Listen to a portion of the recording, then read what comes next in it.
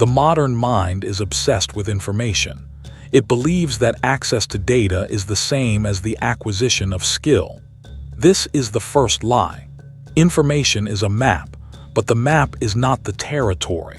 To move from the amateur to the master, one must stop seeking information and begin seeking lineage. There are paths that can be walked alone. The self-taught man possesses a certain reckless freedom. He does not know what is impossible, and so he may stumble into fertile territories that the orthodox have long since forbidden. History remembers the few who made this work, the Edisons and the Fullers. But for most, the solitary path is a trap. They spend their lives painstakingly reinventing the wheel, only to spend the rest of their days refusing to admit that their wheel is out of round. Even the rebel, the one destined to overthrow the old ways, must first master the old ways. One cannot dismantle a structure without first understanding the architecture that holds it up.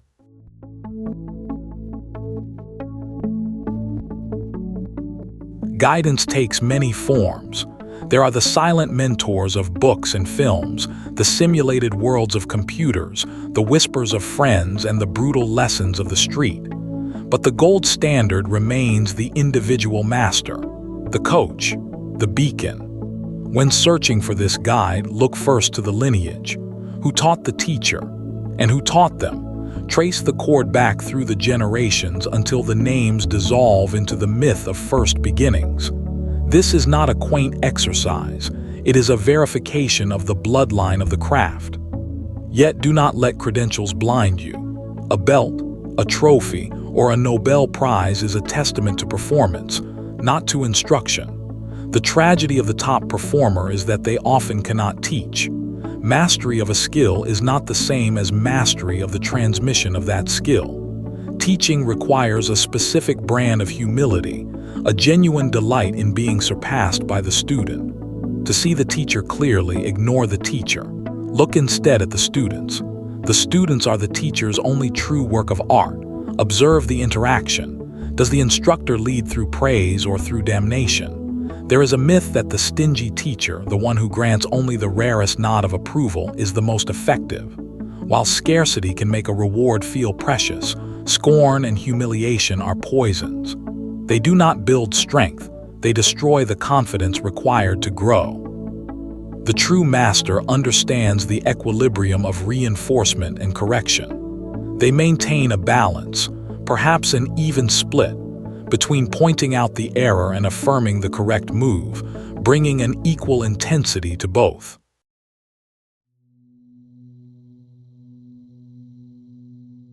The ultimate test of an instructor is not how they handle the prodigy, but how they serve the beginner. It is easy to be enthusiastic with the gifted. The true art lies in the ability to guide the klutz, the slow, and the untalented. This is more than altruism. It is a necessity for the teacher's own growth. To walk a beginner through their first faltering steps is to penetrate the inner structure of the skill itself. Without the patience to teach the slowest student, all other credentials are hollow. Consider the pursuit of maximum performance. This is the courage to set standards 10 times more stringent than what the world demands. Where the regulation allows a wide margin of error, the master demands a sliver.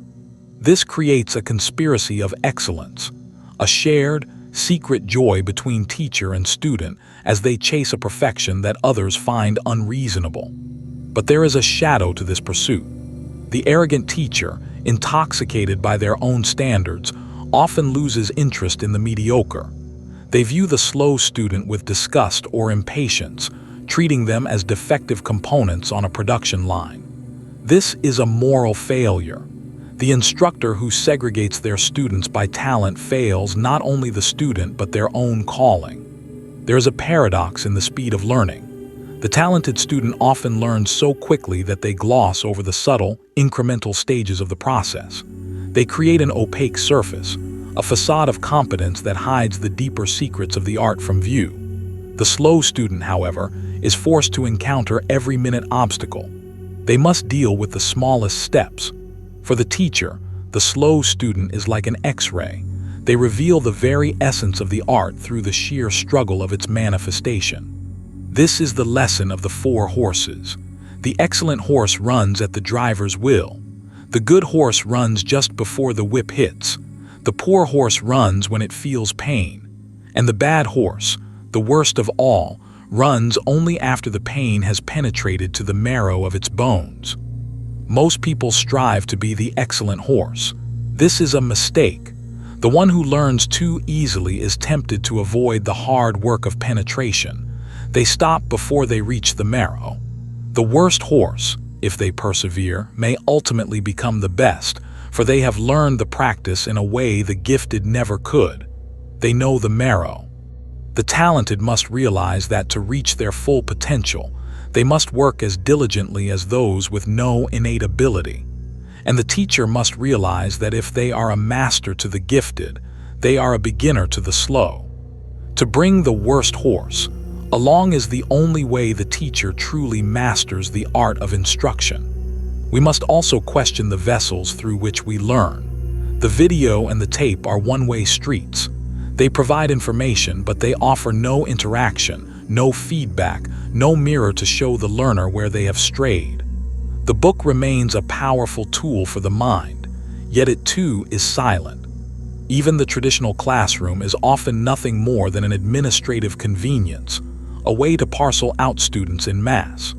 Frontal teaching, where one voice speaks to 30 passive minds regardless of their individual rhythm, is a relic of an industrial age. The master teacher in such a system is the one who breaks the mold, who finds a way to involve the student actively, perhaps by intentionally making a mistake, inviting the student to rise and correct the master. When you find your guide, maintain the proper distance. Come too far away and you will never surrender to the process. Come too close and you cease to be a student and become a disciple, losing the perspective necessary for growth.